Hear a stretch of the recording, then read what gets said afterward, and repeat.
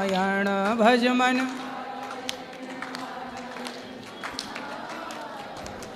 श्रीमन्नारायण नारायण नारायण श्रीमन्। बोलिए गौरी गोपाल भगवान की जय जय श्री राधे। स्वागत है आपका आज की मंगलमयी प्रश्नोत्तरी में। सबका बहुत बहुत स्वागत है। सब लोग शांति से बैठ जाइए। चलो हो गया। जिनका प्रश्न वही हाथ खड़े। बांके बिहारी लाल की जय। सुखदेव जी महाराज की।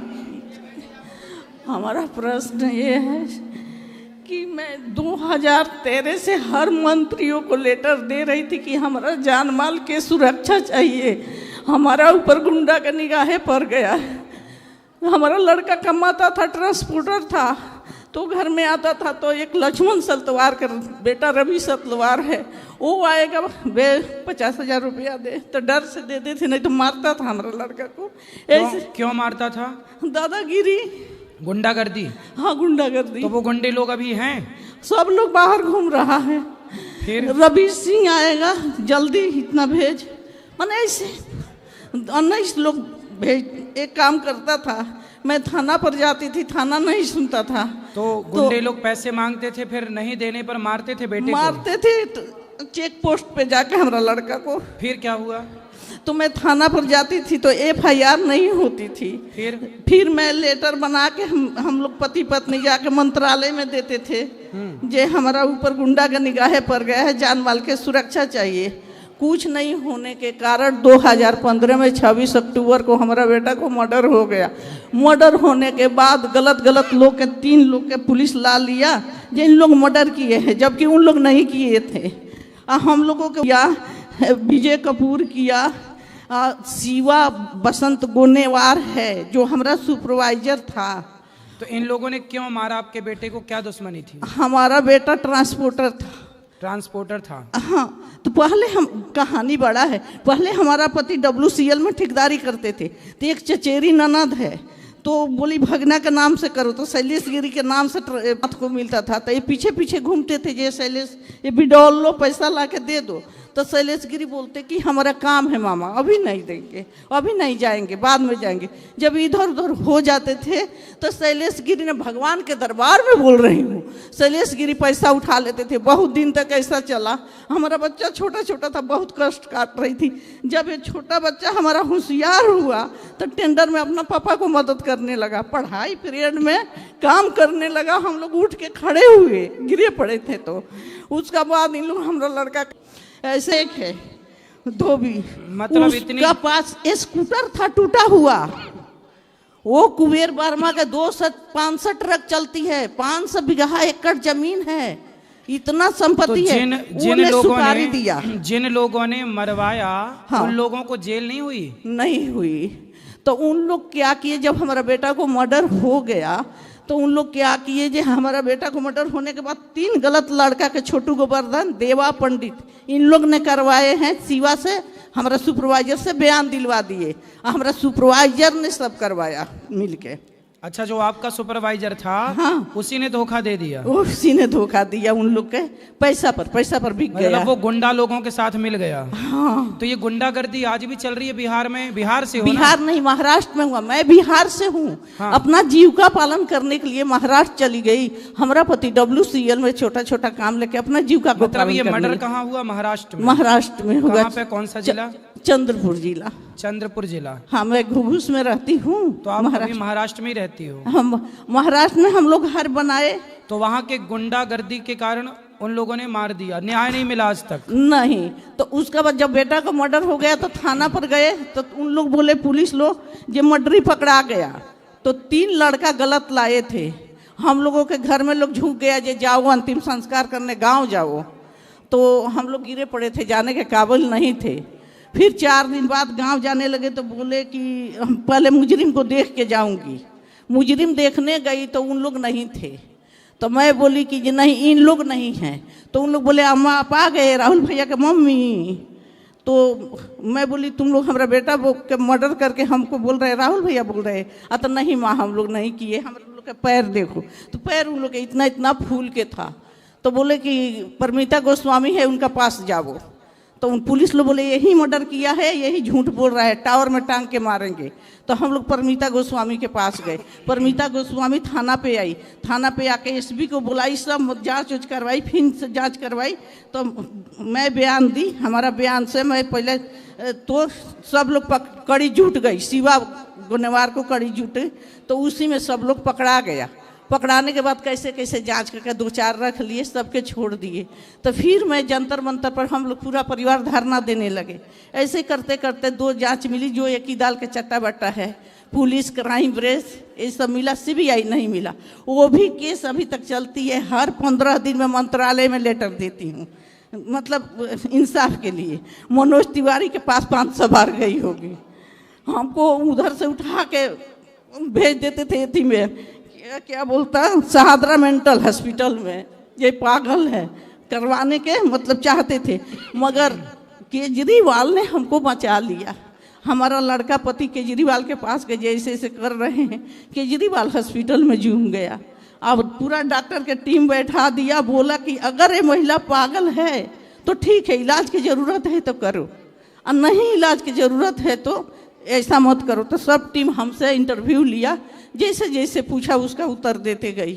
कितने साल पुरानी बात है ये? 2015 में हुआ, 26 अक्टूबर को। और तब से आज तक मैं नहीं बैठी हूँ, जीव जहान से दौड़ रही हूँ कानून के दरवाजे। कितने बेटे हैं आपके? कितने बेटे हैं? 3 बेटा है, ये छोटा था, हमारे घर के मेन आदमी था। तो 2 बेटे अभी कहाँ हैं? जैसे हमारा घर उधर है चंद्रपुर में, घुघुस में, तो उधर गुंडा लोग हमारे घर पे पत्थर मारते थे, गेट निकाल लिए। जाके बताने से थाना पर कुछ नहीं होती थी। फिर एक हंसराज मंत्री है, उनसे जाके बताए, पैर तोड़ दिए थे, फूल गया था। तो वो बोले गुंडा लोग ऐसे करेंगे, आप हट जाइए, गुंडा लोग है तो ऐसा ही नहीं करेंगे। अभी महाराष्ट्र के मुख्यमंत्री देवेंद्र भैया हैं, तो क्या आप उनसे मिले? मतलब सबसे मिल, मुख्यमंत्री हैं देवेंद्र जी हैं क्या? हाँ, सबसे मिल चुकी हूँ। उन लोग कुछ नहीं करते हैं, गुंडा को मदद करते हैं। मैया ये बात देखो, भारत देश में गुंडागर्दी बिल्कुल नहीं होनी चाहिए। सरकारों को चाहिए कि तुरंत ऐसे गुंडों को, सालों को पकड़ के, जैसे योगी जी ने सबको ठीक कर दिया, और सबको ठीक किया जाए। गुंडाओं को, सबको, गुंडागर्दी नहीं चलनी चाहिए। अब देवेंद्र जी ये सब कार्य करें, और महाराष्ट्र में यदि कोई गुंडागर्दी इस तरह कर रहा है और किसी को भी मार दे रहे हैं, तब तो ये बहुत दुखद है। मैं जब कोर्ट में जाती हूँ तारीख पे, तो गुंडा लोग हमको गाली देते हैं, मारने को जान से धमकी देते हैं। तो कहाँ चल रहा है केस? कहाँ जाना पड़ता है? कौन सी कोर्ट में? उसी कोर्ट में है, चंद्रपुर में। चंद्रपुर। तो हाँ। आप अभी रहती भी चंद्रपुर में ही हो? नहीं नहीं, हम लोग गोपनीय जगह पे रहते हैं। अच्छा। मगर पुलिस प्रोटेक्शन के साथ में जाती हूँ कोर्ट में। अभी आप गोपनीय जगह में रहती हो क्योंकि आप पे खतरा है? खतरा है, उधर से कोई नहीं रहता, हमारे घर में ताला लगा है उधर। अच्छा। हाँ, घर में ताला लगी है। गुंडा लोग आपके बेटे को भी मार दी और आपको घर पे भी नहीं रहने दे रहे हैं? नहीं रहने दे रहे। सुनवाई नहीं हो रही है? नहीं सुनवाई हो रही है। तो मैं कोर्ट में जब जाती हूँ तो उन लोग 20 एथी के गई थी, दिसंबर को तारीख था, तो उन लोग शिवा ने ऐसे ऐसे किया, सब जन उड़ा देंगे ऐसे ऐसे करके। शिवा? हाँ, ये गुंडा है? गुंडा है। तो वो बोला उड़ा देंगे अगर कोर्ट आ जाओगी तो। और फिर वकील से बताया, देखिए वही है, परेशान करके रखिए। तो वकील बोला परेशान करके रखिए तो उड़ा दो इसको भी। तो मैं नीचे डर से भाग गई, जाके एसपी साहब के पास गई। एसपी साहब नहीं थे तो डीएसपी साहब के पास गई। तो डीएसपी साहब बोले जाके देखो कौन सा पुलिस ऐसा, कौन सा वकील ऐसा बोल रहा है। तो पुलिस लोग गए तो हट के उनसे बात कर लिए, और करके आके बोल रहे हैं आपको कैसे पता चला जो आज तारीख है जो आप आ गए? तो मैं बोली मैं भी प्राइवेट वकील रखी हूँ, वो बता देते हैं तो मैं आ जाती हूँ। तो बोले कि नहीं आना कोर्ट, पुलिस लोग नहीं आना कोर्ट, कुछ भी हो सकता है, आपके जब सन बन जाएगा तो आइएगा। हमारा बेटा का जब केस चलती है तो 1 साल एक कोर्ट में रहती है, तो साल के 2-3 तारीख पड़ती है। तो जज साहब से रिक्वेस्ट करती हूँ कि जज साहब मैं चाहती हूँ जो अनाथ हो गई, मगर मैं चाहती हूँ कि इंसाफ देख के आपको धन्यवाद देते हुए मैं दुनिया को अलविदा बोल दूँ। तो जज साहब बोले सोच समझ के इंसाफ देना पड़ता है ताकि निर्दोष का सजा ना हो जाए। मैं बोली कि सर पूरा फिंगरप्रिंट के साथ मैं दी हूँ मुजरिम, अगर आपको निर्दोष लगता होगा तो आप ढूंढवा लीजिए। ऐसे चलते चलते अच्छा हो जाएगा बयान, हो जाएगा बयान। अब जाओ तले दूसरा कोर्ट में केस गया है, फिर उधर दौड़ते दौड़ते जज साहब से रिक्वेस्ट करते करते तीसरा कोर्ट में केस जाता है। पूरे कोर्ट केस घूम रही है। जज बोलता ये बोलता है नहीं मिल रहा है, नहीं, वो बोलता है जज हमारे देश का कानून मैया पट्टी बंधी है, अंधा है। काश आंखों वाला कानून होता तो ये मैया को न्याय मिल गया होता, इनके बेटे को मार दिया। बताओ, हाँ। अंधा कानून की जरूरत नहीं है इस देश को, आंख वाले कानून की जरूरत है। तो वो बोलता है वकील उनका 50 साल दौड़ते रहो बयान नहीं होने देंगे, बोलता है उमझ के वकील उनका। तो ये बताइए 10 साल हो गया, मैं 50 साल अब थोड़े जीऊंगी। शुगर बीपी हार्ट की बीमारी हो गया, जगह जगह गिर जाती हूँ, टक माथा में सब लग गया। यहाँ इंसाफ देखने को हमको चाहत है, जब मैं इंसाफ देखूं जो हमारा बेटा को लोग टुकड़ा टुकड़ा कर दिया, शरीर को छन्नी छन्नी कर दिया। हमारा पास पीएमओ रिपोर्ट है, पीएमओ रिपोर्ट में लिखा गया है कि गुंडा कैसा, अरे क्या मृतक कैसा था, तो शरीर से रिष्ट पुष्ट था, क्या चाकू लगाए या गोली से गया, तो तलवार से मारा गया, क्या कितना तलवार लगा, तो शरीर को छन्नी छन्नी कर दिया गया। हमारा बेटा का ये तक फाट गया था, पूरा गर्दन फाट गया था, पेट और पूरा फट गया। क्या मैं इंसाफ नहीं देख पाऊंगी? हम लोग बोलते हैं 50 साल दौड़ते रहो बयान नहीं होगा। अब मैं चाहती हूँ जब बयान हो जाए, इंसाफ मिल जाए, ताकि मैं इंसाफ देखते हुए दुनिया को धन्यवाद देते हुए मैं दुनिया को अलविदा बोल दूँ। मैया आप तो चाहती हो न्याय मिल जाए, हम भी चाहते हैं आपको न्याय मिल जाए, पर यह देश की इस तरह अंधे कानून से उम्मीदें नहीं लग रही हैं कि आप जैसे अच्छे लोगों को न्याय मिलेगा। आजकल तो जिसकी लाठी उसकी भैंस, ऐसा हो रहा है। वो पैसे वाला है जो सुपारी वो दिया, गुंडा पैसे वाला होगा तो पैसे के बल पर वो वकील खरीद सकता है। जज भी तो आजकल बिक जाते हैं, जज भी लोग खरीद लेते हैं। मर्डरी आजकल तो सब बिकाऊ है। मर्डर करके थाना पर हंस रहे थे, पुलिस ने हाथ मिला रहा था। अब इसको क्या कहेंगे? इसलिए तो कानून प्रणाली बहुत अच्छी नहीं है हमारे देश की। राजा रंग हो के चाहे हर जोता हो, सब सबके एक हो खेला। राजा रंग हो के चाहे हर जोता हो, कानूनवा सबके एक हो खेला। ईश्वर की अदालत न्याय करेगी मैया, ये अदालत करे तो अच्छा है, वरना ईश्वर की अदालत तो है, चिंता ना करिएगा। भगवान कहते हैं कि भगवान की अदालत में किसी को कौड़ी कम नहीं देता, किसी को दमड़ी ज़्यादा, समझदार तो चुप रह जाता, मूर्ख शोर मचाता, मेरे मालिक की दुकान में सब लोगों का खाता। बड़े बड़े कानून प्रभु के बड़ी बड़ी मर्यादा, बड़े बड़े कानून प्रभु के बड़ी बड़ी मर्यादा, किसी को कौड़ी कम नहीं देता, किसी को दमड़ी ज़्यादा। राजा हो या रंक, सबको ईश्वर न्याय देते हैं, पर भगवान के घर थोड़ा देर है, अंधेर बिल्कुल नहीं है। आप अपना प्रयास करते रहिए और हम भी यही प्रार्थना करते हैं देश के मुख्यमंत्री प्रधानमंत्री जी से कि हमारे देश की कानून व्यवस्था इतनी अच्छी हो कि कोई छोटा हो या बड़ा हो, न्याय की व्यवस्था सबके लिए एक सी हो, और 6 महीने के अंदर इतनी तेज कानून व्यवस्था हो कि 6 महीने के अंदर अधिक से अधिक 1 वर्ष के अंदर न्याय मिल जाना चाहिए। अब हमारे देश में स्थितियां ये हैं कि 50-50 साल चलती हैं कार्यवाही, लड़ने वाला भी मर जाता है, जिसका केस है वो भी मर जाता है, वो तो है ही नहीं। अब कौन न्याय देगा? ये बड़ी विडंबना है इस देश के कानून की। मैया भगवान आपको न्याय दें, यही भगवान से प्रार्थना है। धन्यवाद आपका, हमारे ऊपर नजर कीजिएगा। ठीक है। और किसका प्रश्न है? राधे राधे गुरुजी। जी आपके प्रणाम। जी। मैं ये बोल रही थी कि मैं अपने लड़का के यहाँ लाती हूँ तो आता नहीं है, उसको थोड़ा सा आशीर्वाद दे दीजिए, बुला लीजिए। लड़के के पास आती हो तो आता नहीं है? मतलब बुलाते हैं यहाँ तो आता नहीं है। कितना बड़ा है लड़का? 18 साल का हो गया। लड़का का मतलब ही जो लड़े? नहीं नहीं, लड़का बेटा है मेरा। बेटा कहो? हाँ बेटा है तो इसलिए नहीं आता है ना, कहता है जाओगे तो वहाँ शिकायत करो गुरुजी से। कहाँ है बेटा? घर पे है। तो अगर आप बोल देंगे तो वो आ जाएगा, विवेक नाम है। तो आपके बोलने से आया नहीं, आपने तो पैदा किया है, इसलिए नहीं हमारे बोलने से आ जाएगा? तो बोले दे रहे हैं बेटा आ जाओ। क्या नाम है? विवेक यादव। विवेक यादव। इसलिए नहीं आता है ना, बोलता है कि जाओगे वहाँ तो हमारे शिकायत करो गुरुजी से। शिकायत नहीं है, ये तो बातें हैं बेटा। विवेक यादव। विवेक भैया, माँ की बात मानो और माँ भगवान है ये सोचो।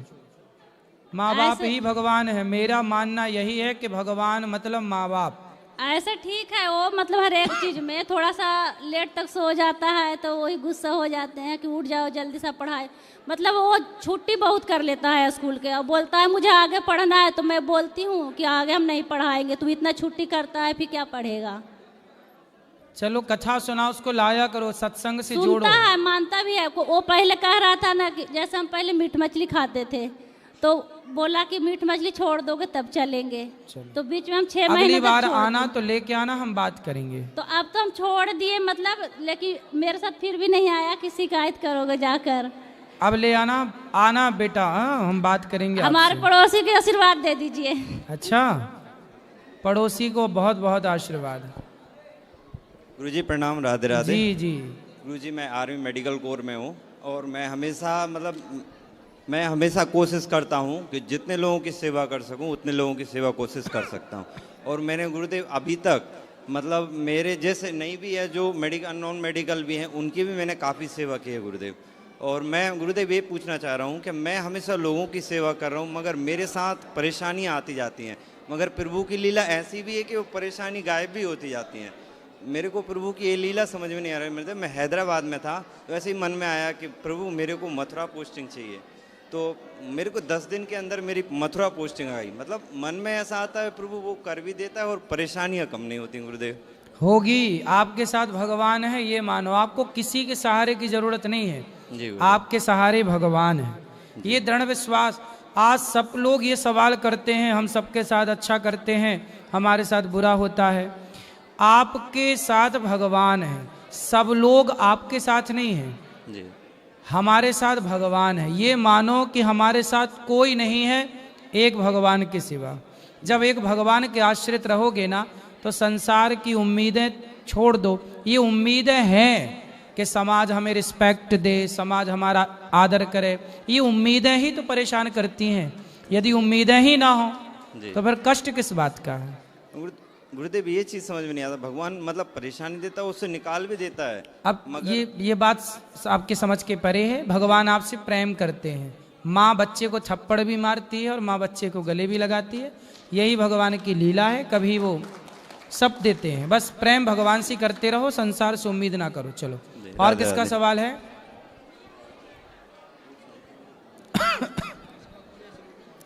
जय श्रीमन नारायण गुरुजी। जय श्रीमन नारायण। आपके श्री चरणों में कोटि कोटि प्रणाम मेरा। खुश रहिए जी। मेरा सवाल ये है गुरुजी कि मैं एकादशी करती हूँ और 3 दिन का ये व्रत होता है, तो इसमें 10वीं का जो एक बार नियम होता है खाने का, तो क्या एक बार खाएं और शाम का दूध और फल नहीं ले सकते हैं हम? ले सकते हैं आप। एकादशी का ही व्रत, शाम को चावल ना खाओ 10वीं के दिन, बस बाकी सब ठीक है जी। और द्वादशी आ जाती है जिस दिन व्रत होता है। द्वादशी आ जाती है तो त्रयोदशी लगने द्वादशी को पारण कर लो। एकादशी का पारण द्वादशी को ही तो होता है। जी जी। तो द्वादशी का एक ही बार पारण होते हैं तो उस नहीं, द्वादशी को दोनों बार खाओ जी, कोई दिक्कत नहीं है जी। तो हम सुनते हैं ना, कहते हैं कि एक ही बार द्वादशी को भी खाना होता है। नहीं, द्वादशी है आप फिर कितनी बार खाना है आपको ये बताओ।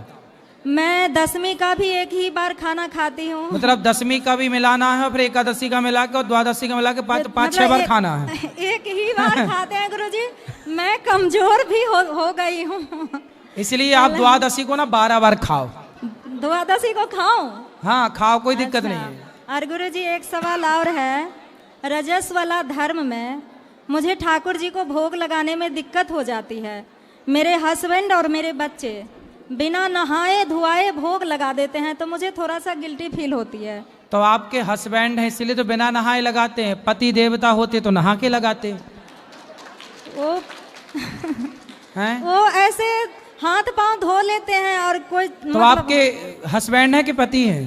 पति पति तो पति नहाते ही नहीं आपके? मतलब रोज नहीं नहाते हैं। कितने दिन में नहाते हैं? 2-4 साल में एक बार? और वो बोलेंगे मुझे महाराज जी के साथ मतलब वहाँ जाके मेरा ऐसे कर दे। लेकिन मेरा कहने का मतलब ये है महाराज जी कि मुझे गिल्टी फील होती है कि बिना नहाए। बच्चे भी पति नहीं- आए हैं? वो नहीं आए हैं, पहले पति आए। को बोलना हमारी तरफ से हाथ जोड़ के कि महाराज रोज नहाओ, दिन में कम से कम एक बार तो नहाओ। आप बोल दीजिए महाराज जी। अरे क्या नाम है? नाम बताओ। कोई बात नहीं, चलो इनके पति देवता। पति बोलूं कि हस्बैंड बोलूं? पति देव बोल दीजिए, आप पति बोलते हैं। अच्छा, तो इनके पति देवता और उर्फ हस्बैंड। जी इनके हस्बैंड पति देवता, भैया देखो नहाया करो दिन में एक बार कम से कम, मुझे और नहा के ही भगवान को भोग लगाओ, और भगवान को भोग लगा के प्रेम से पाओ प्रसाद। बिना नहाए नहीं जाते, ग्रहण करते भगवान। शुद्धि अशुद्धि का ख्याल रखना जी, चाहिए। बच्चे भी नहीं करते हैं, बल्कि मुझे कहते हैं कि इतना तुम क्यों करती हो, ये सब नहीं होता अच्छा, है। वो पानी बचाते होंगे ना, जल ही जीवन है, जल बचाओ। उनको मतलब लगता है कि इसे मुझे कष्ट, अपने आप को सुख देने में ऐसा लगता है कि बार बार ऐसे तो करना बिना होता है। नहाए गंधाता नहीं होगा आदमी हैं? वही बिल्कुल। उनको अच्छा लगता है, वो सुख चाहते हैं कि तो वो मेरा पिछले जन्म में क्या थे वो? तो हाँ, और बच्चे भी नहीं महाराज जी नहाते हैं, वो भी नहीं नहा मतलब के- बच्चे भी, अब बाप ही नहीं नहा रहा तो बच्चे कैसे नहाएंगे? और महाराज बच्चे जी, कितने दिन नहीं नहाते? वो भी उसी तरह 2 दिन 3 दिन ऐसे करके नहाते हैं बच्चे। नहाते नहीं, बताओ जी, कैसे पति हैं आपके, बताओ। और मुझे कहते हैं, मुझे पर इसलिए उंगली शादी, मारे- जिनकी छोरियों की शादी नहीं हुई तो चेक करना, पतियों से पहले लिखित में लेना कि रोज नहाओगे, नहीं तुम्हें भी बिना नहाए वाला मिल गया तो हो गई। महाराज जी बल्कि वो मुझ पे टॉर्चर कर देते हैं। तुम ऐसा पूजा पाठ करती हो, तुम्हें भगवान क्या दे देती है, घर बैठी रहती हो, मैं कमा के लाता हूँ तो तुम नहीं कमा के लाते हैं, बोले पुरुष, बोले आप नहीं कमाओगे तो क्या हम कमाएंगे? बोले ना कमाओ तो हम कमाने लग जाएंगे। उनका कहने का मतलब है तुम इतना खर्चा भगवान को ये सब जो करती हो, भोग लगाती हो, तो वो हमको तो दें। अच्छा, हाँ। उनसे बोलना पति देवता से कि ये जो तुम्हारी आंखें हैं, ये तुम्हें, तुम्हारा आंखें किसने दी तुम्हारी? मैं बोलती हूँ, आपकी कथा सुनती हूँ, मुझे बहुत पसंद आंखें आता है। भगवान ने तो दी, पांव किसने दिए? भगवान ने दिए। शरीर किसने दिया? भगवान ने दिया। कह रहे हो भगवान क्या देते हैं? भगवान ना देते तो तुम अंधे ना होते, वो सुनते नहीं, लंगड़े ना बात। होते। सुनाना है सब बातें, अक्कल आ जाएगी, नहाने भी लग जाएंगे। मोबाइल पे सिर्फ फ्री फायर खेलने लग जाते हैं, आते हैं ड्यूटी से। क्या खेलने लग जाते हैं? वो एक गेम्स है फ्री फायर वाला। ये क्या होता है फ्री फायर? जी जी, वो खेलने लग जाते हैं, मन उनको उन्हीं में लगता है। मुझे कहता तुम उनमें मन लगा है तुम्हारा, मेरा इनमें लगा है। मतलब सट्टा खेलते हैं, जुआ? जुआ नहीं, वो जुआ तुआ नहीं खेलते हैं, सीकर गुटकार वो कुछ नहीं खाते। नहीं तो वो मोबाइल पर गेम खेलते हैं। जी जी गेम, जी, जी, अच्छा गेम। गेम खेलते हैं, कहते हैं मेरा मन इसमें लग रहा है, तो तुम्हारा मन बच्चे उसमें। हैं क्या जो गेम खेलते हैं? तो वही करते हैं। और महाराज जी, ले आना, वो हम समझाएंगे तब समझ में आएगी उनको। महाराज जी, मैं आपसे गुरु दीक्षा ली, नवंबर में आई थी। मैंने आपको गुरु बनाई हूँ, और गुरु ही नहीं, मैं आपको माता पिता मानती हूँ। और मैं आपके लिए छोटी सी चीज लाई हूँ, क्या? वहाँ आके मैं आपको देना चाहती हूँ। ठीक है, जी, इस तरफ दे देना इनको बहन। हाँ दे दो, ये भैया को दे दो, पहले जल्दी से बात कर लेना, जल्दी जल्दी। जय श्रीमनारायण गुरु जी, जी आपके चरणों में कोट कोट प्रणाम। जी। गुरु जी, मेरा प्रश्न है कि मेरी एक बच्ची है, ये शिवलिंग, मिट्टी की शिवलिंग बनाया करती है। दे दो, यहीं से दे दो। दे दो, चलो आ जाओ, आ जाओ। ले लो। बोलो, शिवलिंग बनाते हैं? ये मिट्टी की शिवलिंग बनाया करती है। ठीक है, जी, फिर? तो इसमें कोई दोष तो नहीं है? नहीं, काहे का दोष है? और हम अपने मंदिर में कुबेर जी की को स्थापित किए हैं, उसमें तो कोई दोष नहीं है। काय का दोष? बढ़िया, कुबेर जी बैठे हैं, माल जी खूब धन धान्य बढ़ेगा आपका। जी। और गुरुजी आपके आशीर्वाद से हमने आप खुश रहिए। इतना हेलो, इतना खर्चा करने की क्या जरूरत है? ये लो, खुश खुश। गुरुजी मैंने नवंबर 2021 में आपसे गुरु दीक्षा ली थी, होगा। तब से मेरा जीवन ही बदल गया है। कोई बात नहीं, कथा सुनेंगे सब ठीक होगा। महाराज जी, मेरा बात है कि मैं ये सवाल जो है मान सम्मान इज्जत से जुड़ी हुई है, कोई बात नहीं, सब अच्छा होगा। पर मैं नहीं कर सकती, तो मेरा मार्गदर्शन कीजिए। जी महाराज जी ये छोटा सा एक गिफ्ट लाए हैं, हम पति पत्नी दोनों देना ठीक चाहते है, हैं। दे देना गिफ्ट। इस तरफ बात कराओ, दो लाओ, यहीं से लाओ, दे दो यहीं से दे दो। बोलो। राधे राधे गुरुजी। हाँ जी, दे दो। क्या है? लाओ, बोलो महारानी। गुरुजी हाँ जी, ये मेरा एक सवाल है कि गुरु मंत्र आपसे लिया है मैंने, 3 साल हो गई मेरे को, और मैं माला करना नहीं जानती। ऐसे करते हैं, ऐसे पकड़ते हैं। हाँ, ऐसे तो करते हैं, पर कहते हैं कि सुमेरु नहीं लांगते, मैं लांगती हूँ, तो क्या है? कोई बात नहीं, लांगते हो तो लांग कहाँ जाओगे? रहोगे तो भारत में, सुमेरु भले लांग लो।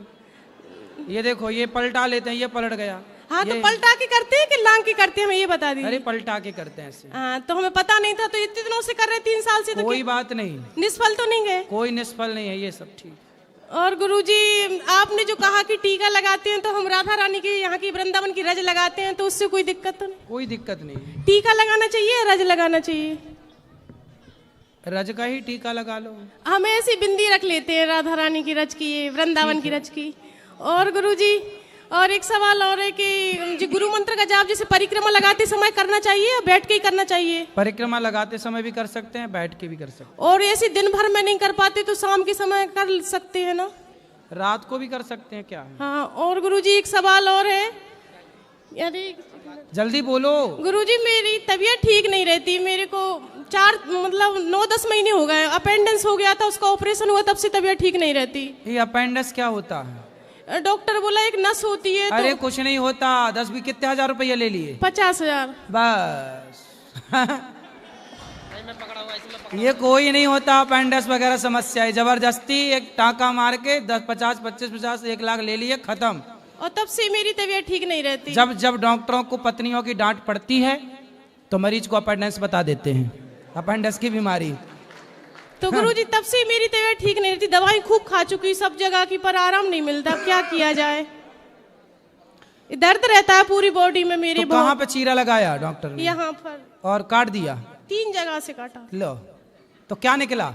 कह रहे थे एक नस निकली थी, दिखाई थी उनने कि नस पे सूजन आ गई थी, तो इसको काटना जरूरी था। मतलब सूजन आ जाए जहां जहां तो कटवा के निकलवाए आदमी, है ना? तो किसी के पेट में सूजन आए, पीठ में, तो पीठ ही कटवा दे, क्यों भैया? हमको तो पता नहीं था। और कहीं सूजन आए तो बता देना वही डॉक्टर को, वो काट पीट के निकाल देगा। नहीं तो नहीं जाना चाहिए, हैं? अपेंडिक्स बताया था तो नहीं करवाना चाहिए। अरे ऑपरेशन काहे निकलवाओ, जरूर क्यों शरीर में टांका लगवाओ, क्यों चीरा फाड़ी करवाओ? ये अपेंडिक्स कोई बीमारी ही नहीं, व्यर्थ की कुछ भी नहीं है किसी को भी। अभी मेरे साथ ये 2 बार घटना घट चुकी, इसलिए मैं इसके बारे में जानता हूं। अचानक तबीयत खराब हुई, मेरे परिचित हैं, उनकी डॉक्टर के पास गए, अरे बोले जल्दी ऑपरेशन करना पड़ेगा, अपेंडिक्स की दिक्कत है। पहली बार हमने सुना तब अपेंडिक्स क्या होती है। अरे बोले करना ही पड़ेगा। मैंने कहा कितना खर्च आएगा? बोले 10,000 आएगा। अरे मैंने तुरंत 10,000 इकट्ठे किए, बहुत पुरानी बात है। फिर मेरे को लगा एक दूसरे डॉक्टर को दिखा लें। दूसरे डॉक्टर को दिखाए, बोले कुछ नहीं है, एक दवाई दे दी उन्होंने, कुछ पेट तो दर्द सबका ही सामान्य रूप से हो जाता है, पेट दर्द की दवाई दी, ठीक हो गया, आज तक कुछ हुआ ही नहीं। एक बच्चा है